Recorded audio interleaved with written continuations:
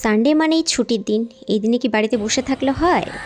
তো হ্যালো বন্ধুরা, কেমন আছো সবাই? আমি সখী চলে এসেছি আবারও একটা নতুন ব্লগ নিয়ে। আজকে আমরা যাচ্ছি নন্দনে মুভি দেখতে। এই হচ্ছে নন্দনের পার্কিং। তা এখন আমরা ভিতরের দিকে যাব।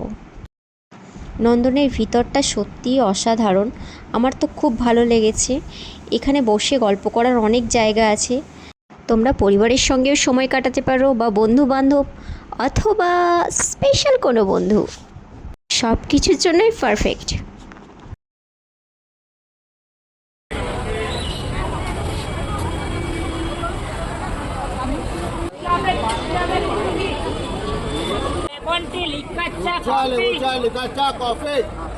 এই হচ্ছে নন্দনের স্পেশাল চা।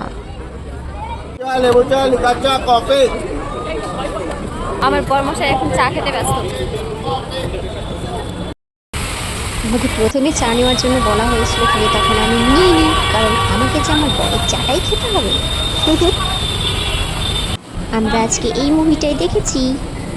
এখানে আসার আগে আমার বর বলছিল যে এখানে সিরিয়াল বা টলিউড আর্টিস্টদের দেখা যায়, কিন্তু সত্যিই তাই। আমরা এখানে এসে ঋতুপর্ণাকে খুব কাছে থেকে দেখলাম।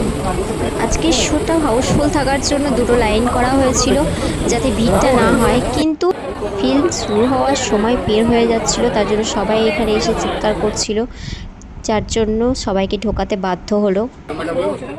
সি 11:10 এই 3 নম্বরে ঢুকুন, ডান দিকে 9টা বাজে। আমরা আমাদের সিটে বসে পড়েছি, এখন মুভির অপেক্ষা।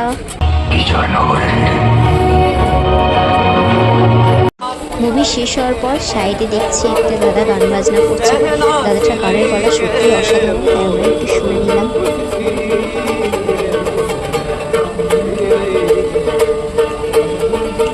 हरी हरी चूड़िया गोरी गोरी मैया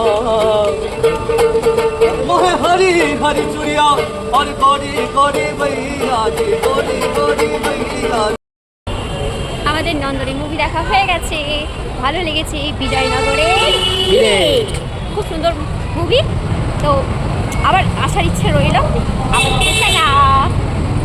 নিউ মার্কেটে এসেছি আর ম্যাঙ্গো লস্যি খাবো না, এটা কখনো হতে পারে? তো খেয়ে নিলাম এক গ্লাস ম্যাঙ্গো লস্যি। তো চলো, এই ব্লগটা এখানেই শেষ করছি। দেখা হচ্ছে আবার নেক্সট কোনো ব্লগে। ততক্ষণ সবাই ভালো থেকো। Good night, tata.